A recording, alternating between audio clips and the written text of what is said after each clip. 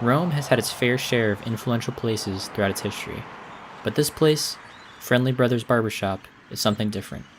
It's not like any ordinary barbershop.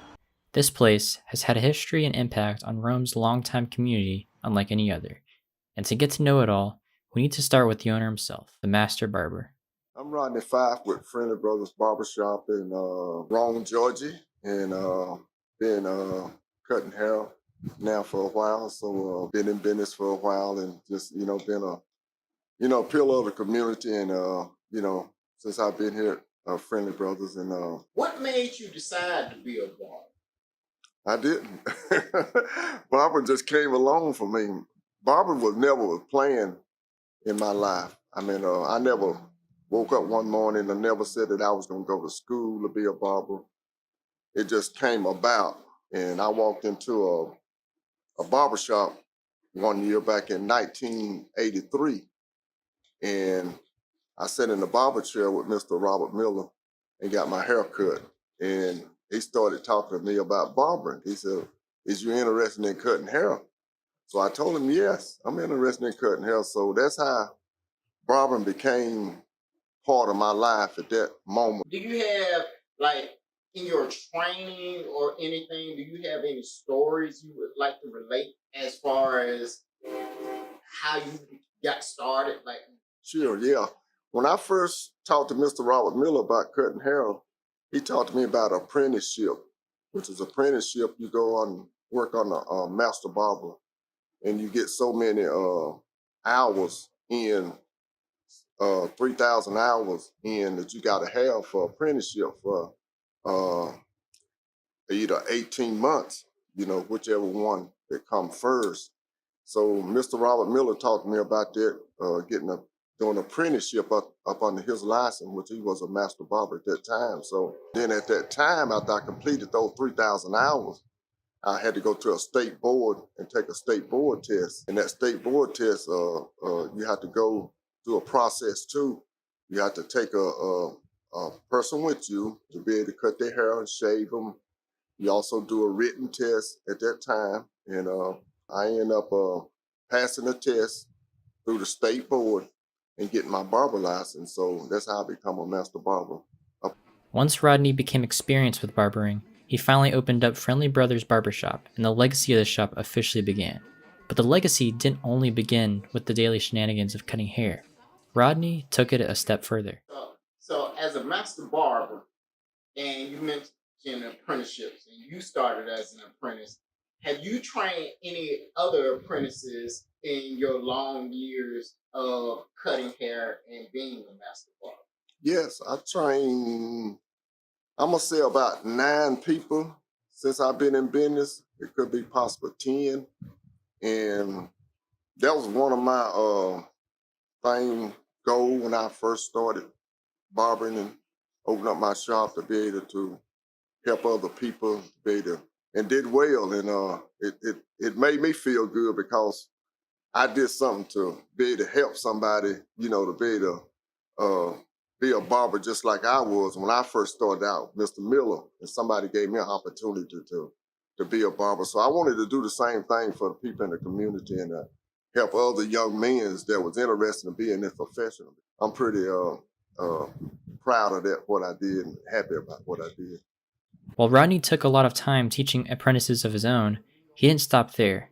The impact of Friendly Brothers reached further out into the community than ever before. And you mentioned community. How has your barbershop and barbering in general impacted the community? Impact community a lot. The barbershop is it's almost like the foundation of community. It's a place where people can go sometime for refuge, for just conversation.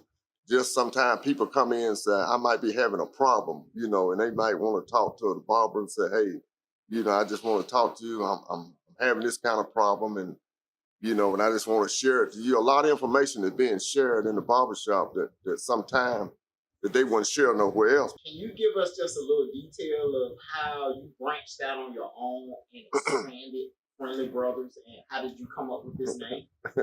Well, it might be a long story, Brian. I didn't come up with this name, Friendly Brother. Actually, my cousin came up with Friendly Brother, and I had another name that I was gonna name the shop. Me knowing you and knowing about your history, I know you sponsored like sports teams, put your name on taxi cabs or buses. Can you elaborate a little bit more about that?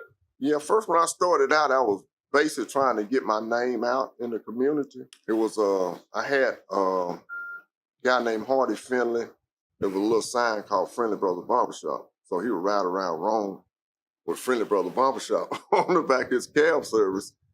And I also had a softball team called Friendly Brother Barbershop Softball Team. Also, I had a basketball team called Friendly Brother Barbershop Basketball Team, which we competed in tournaments. We did well with that, and so that's one of the ways that I first started out to get my name out in the community because I was trying to get myself established at that time. So, what does barbering mean to you? Barber mean a lot to me. Barber means so much to me that I don't even know how to really explain it because it's been a part of my life for so long. And barbering to me has allowed me to be a person that I'm a people person, number one. So barbering to me had allowed me to meet so many people.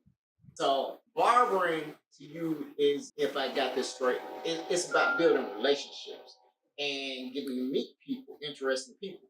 Are there any famous individuals that you cut that you come across in cutting hair? Yes, I could. Mo's gun. I mean, I met Mo's gun. I didn't cut his hair.